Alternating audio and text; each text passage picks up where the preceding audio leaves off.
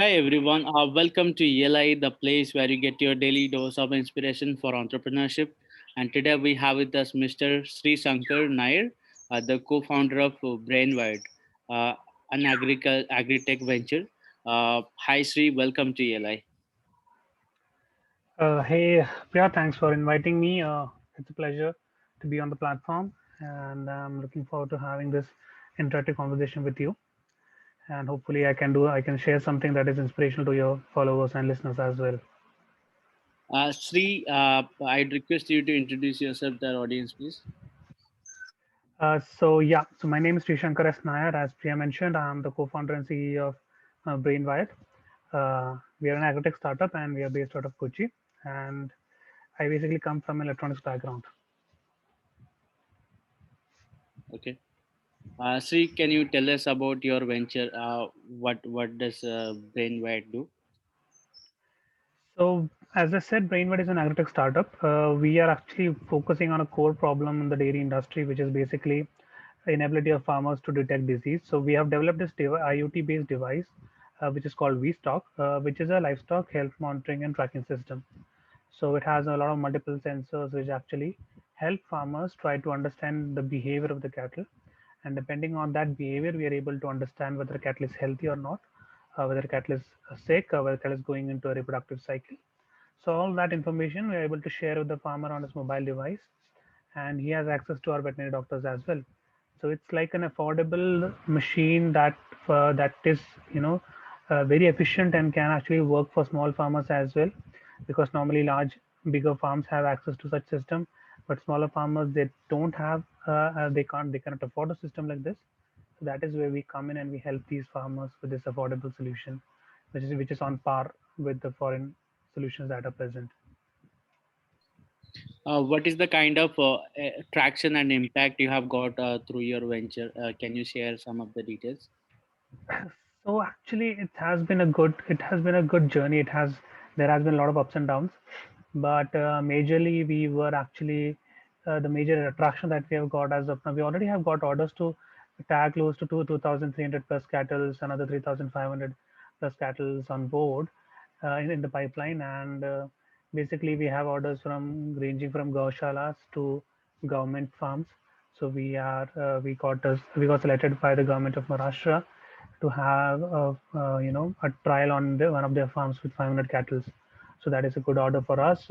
We were actually also selected by ARDO, which is basically African Nation Rural Development Organization. It's a United Nations body, and they have selected us to pilot their system in 6 different countries. We're waiting for the official response as well, but as of now, it's unofficially they have agreed to do in 6 countries. And apart from that, we also got a lot of orders from small scale farmers, who want to adopt a solution but cannot afford big foreign solutions. So they want to have Brainwide on the farm. Even we contacted Amul, and we are being also supported by the Kerala Institute of Veterinary Science and Kerala Agriculture University. So that is a big boost for us. So yeah, so that has been the kind of traction that we have had. Okay. Sri, I'm just curious from the technology point of view, how does the solution work? Can you give us some insights? Yeah, sure. So basically, it's as I mentioned, an IoT-based device. Like every IoT device, it has a lot of sensors. Each sensor has a particular function, like monitoring the walking pattern of the cattle, the grazing pattern, the body temperature, all those parameters, that normally a veterinary doctor would look for when they are, checking whether a cat is sick or not.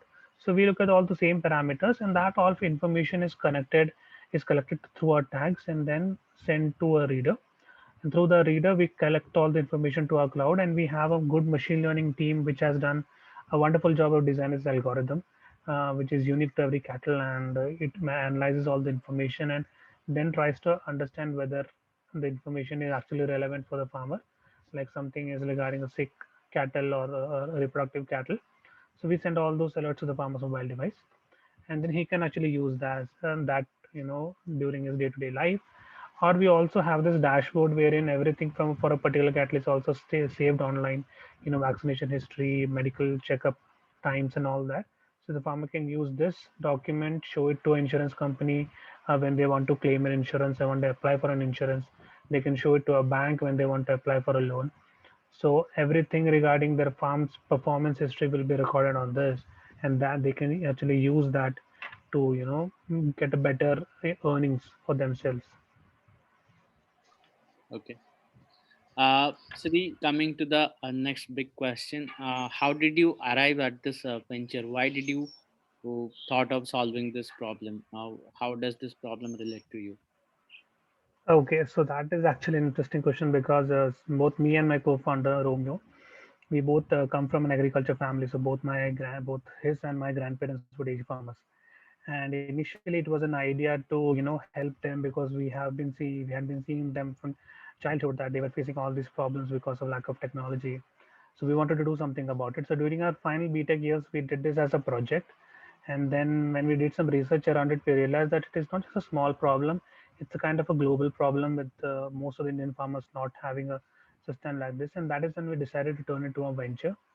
And fortunately for us, it all came into place. Okay.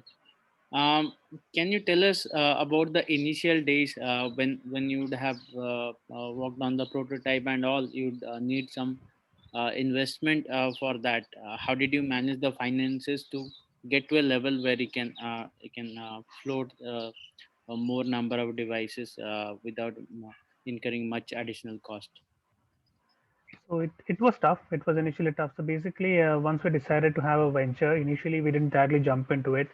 Both me and my co-founder, we worked for some times. I worked with an MNC. He worked with an MNC, and we both kind of initially our idea was to collect enough money with us, and once we have enough money, we'll then jump off and start the venture. So we worked for almost a year before we decided to quit. And once we had enough money, and then we put that money initially to our venture, and we started working on it.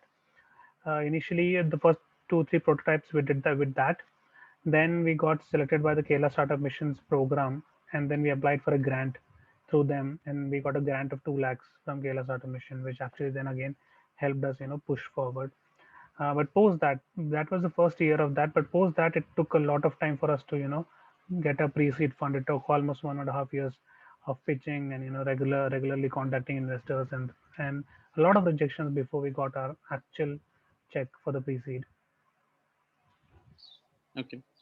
How did you find the right people to take your vision forward? So both me and my co-founder, we were actually friends. We studied together. We did engineering together. So we both know each other for the past, I guess, 8 9 years now. So we have this unified vision of having a venture, and our college was actually known for having entrepreneurs. So a lot of our seniors were actually entrepreneurs, and they did a lot, and we were inspired by them to start our own venture. And even my uncle, he is actually an entrepreneur. He runs an MNC through based out of Bangalore. So he was an inspiration in the family for me, and that is how we started. And with the co-founder, my friend, the core team as well. They're the software developer that we have and the machine learning developer we had, also from our same college. So we all were friends. Then afterward, the challenge was to have a core team we could trust on, we could rely on, and fortunately for us, once we attended a lot of sessions and workshops, we were able to find out people who were very talented, people who had some sort of skill, and that worked in our favor. And everyone that we have on board today is actually very very talented, very passionate, and they want to get the solution out as soon as possible. What is your vision when it comes to Brainwired? Where you want to take it in next 10 year or 20 years time? So with Brainwired, my major vision is, to convert it into a brand, something that a normal farmer could relate to and understand it as a brand of quality, a brand of trustworthiness. Because as you might know, in the farming sector, everything runs on trust. It's all emotions. So if you are able to bring a factor of trust to the farmer, he will be able to relate to your product and he will buy you your product even if someone comes and offers a cheaper product. If he knows you're trustworthy, if he knows you're loyal, he will buy from you itself. So we want to be that symbol of trust in the coming years. We're starting in terms of product aspect. We're starting with the cattle industry, but down the line we want to expand to goat and sheep and other industries as well for the livestock sector, covering a whole different species as well. And we want to actually expand to a pan India, even global platform as well as an affordable yet reliant solution, which can actually which is it's a plug and play method, which does not need heavy machinery. Have just you can just ship it to the farmer. He can do it himself. Just very easy to install and all that. So that is our main aim. That even from a small income farmer can come and buy and then start off with his farm. How did you come up with the name Brainwide? What is the logic behind it, and how does it relate to the business you are doing? So actually, frankly, the brain wired was an idea we had in our college days, because we all wanted to. So initially, it came out as a prank, and that we wanted to have a name for the company, and we came with a lot of different names which were not catchy enough. And then suddenly I said that just put your brain and connect all those wires and let's come up with something. And then someone just jumped and said and then let's just wire our brains into a brain wired thing. And the name just came up and it's like, okay, fine, then we will do with brain wired. So it has nothing to do with agriculture or something like that. Initial logo we tried to do bring it up with agriculture, but no, but so we just stuck to that name because I really like the name. So we thought we'll convert it into a brand. Okay, interesting. Um, Now, moving on, I would like to understand what are the different challenges you have faced as an entrepreneur while building and growing this venture. Major challenge for I guess any entrepreneur is having the funds, because that is very problematic, specifically in Indian subcontinent. If you look compared to foreign startups, the lack of access to funds is a big problem. And even though there are a lot of loans and debts on the government, on the ground level it is not still a reality. So that becomes a huge problem. So as I mentioned, 1.5 years we had to struggle to get a first pre-seed check. And there were times when we actually thought that is it worth it, do people still love it, or people will accept it. And we were not getting anywhere, even though we were doing pilots and prototypes, but we're not able to, because everyone said the company is early stage, company doesn't have traction, the idea is too early and all that. So it was a big problem for us. We were initially a small team, a 4-member team. We did not have enough money to even pay salaries. So initially it was very tough. And then COVID happened.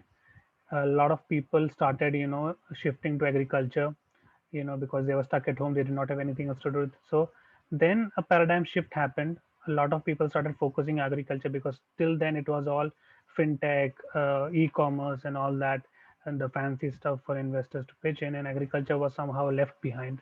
Now agriculture is in the limelight. So thankfully, during the COVID was the time we got our first funding, and that actually kicked us forward from there. But before that, I almost, I guess, spoke to 70 to 80 investors minimum, and rejected by all of them. And before we got somewhere around with a good investment. Okay. Um, are there any instances where you have failed as an entrepreneur? What are your failures? In terms of failures, I mean, obviously, uh, it's very hard for you to identify the product market fit. So initially, we did a lot of mistakes wherein we actually kind of initial our idea was to bootstrap the system, to have a instead of relying on funds, we will do one thing. We'll have a separate arm. We'll consult, do some consulting job, take up some software projects, do it for a company, and then we'll go forward. But that actually backfired for us. The company we were doing this bootstrap project for turned out to be kind of a hoax thing. So it was a kind of a bad decision at that point of time, and that took a lot of resources and a lot of time for us, and we were not able to concentrate on our main product. And that became a huge problem. We had to detach ourselves from our main solution for close to 6-7 months. And that actually affected all the timelines we had, the focus on the product. And it was very distracting. So that was one major mistake that we made. Second was, I guess, we were not prompt enough to make the right decisions at the right time.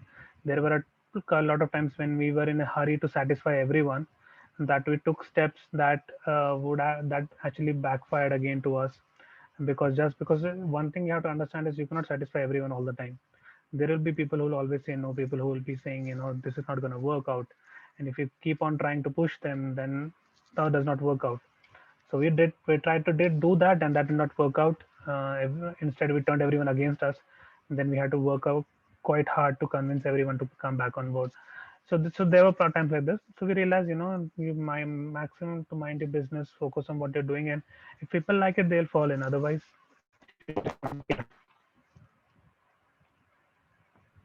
Okay. Um. Now, since you mentioned that you worked with MNCs before becoming an entrepreneur, I'd like to ask you this question. What is the core difference you have found between entrepreneurship and a full-time job? a 9 to 5 job, you always know what you're doing. In the morning, you come to the office, there is a task that is assigned to you. By the time you leave, you have to finish this task, and it's done. In an entrepreneurship, you don't have an idea why you're coming to the office. You don't have an idea what you have to do on the office in the particular day, and by the time you leave, you're still more confused. Know what to do next. So it's all so you have to make sense of your life when you're doing we are being an entrepreneur. And when you have a 9 to 5 job, everyone else is going to spoon feed to you what you have to do. So it's much more easier to be a 9 to 5 job guy than to be an entrepreneur. And that is it's all a mess because everything is on your head, and whatever you do, it's going to affect the person who's under you, who's working for you. So it's a challenging thing. It's a very confusing thing, but still challenging. Okay. Because you say it is a challenging and confusing thing, a 9 to 5 job is more comfortable. I would like to understand why you took the decision to quit that and get into uncertainties. For that, actually, I would quote someone. I was so there is a quote that is very famous. I don't remember who said that, but it was like, if you don't have big dreams, you will end up working for someone who has. So that is something that I always close to because if I'm so I'll just give you the name of the company. I worked with Byju's initially, and he's an entrepreneur. He is from Kerala, and I was slogging my ass off 9 to 5 in the company, and working very hard. And he was making a lot of money. Ajay Ravindra was making a lot of money for that. So I thought, if I'm putting all this effort and I'm not getting enough, so because there is no specified work hours, you have to do all that job. So I was thinking, I'm doing all these things and I'm not getting anything. I'm just getting a small salary for that. So why not, if I can do the same amount of hard work and put in a little bit of extra for something that I believe in, and that can actually literally change the lives of people, common people, why not do that, even though it is going to be hard? But there's a satisfaction, a sense of satisfaction that you're doing something on your own rather than you're doing something for someone else, designed by someone else. So yeah, so I decided to quit. Okay. Coming to the last part of our discussion, Sri, tell us what are the lessons you have learned as an entrepreneur, which can shorten the learning curve of other entrepreneurs who are listening to you right now. Uh, the major learnings, I guess, I would say is one, you have to have faith in your team, because you can't do everything on your own. You are not, you cannot be a superhero when you are on a team because it's all a team effort. There are chances that you will feel that I have to put my hand in everything else, but no, you have a team because they are capable of doing something. So trust your team; they'll be able to do what you can do, and maybe better than you can do. Second thing is that don't get disheartened because you have to decide when you want to pitch to an investor. Don't do the mistake of pitching too early or get going for funds too early because this is a competitive world. People can steal your idea. Even if it is an investor, he can steal your idea if it's working for a competitive company. So be aware of what you're saying, be aware of what you're telling, explaining to people, and just don't get disheartened because I spoke to 70, 80 people before I got my first investment. So you will also have to speak to 70 to 80 people before you get an investment. So don't get disheartened just because you got a few no's in the initial, because no's can be turned into yes down the line. And that has happened to us. And the third thing that I will say is that you have to believe in yourself, you have to believe in an idea. Just don't give up on the idea. There will be people who will say no, that it is not going to work out. The people who will be saying that it is. So just have an understanding of what you want to do, whether it is actually making a difference.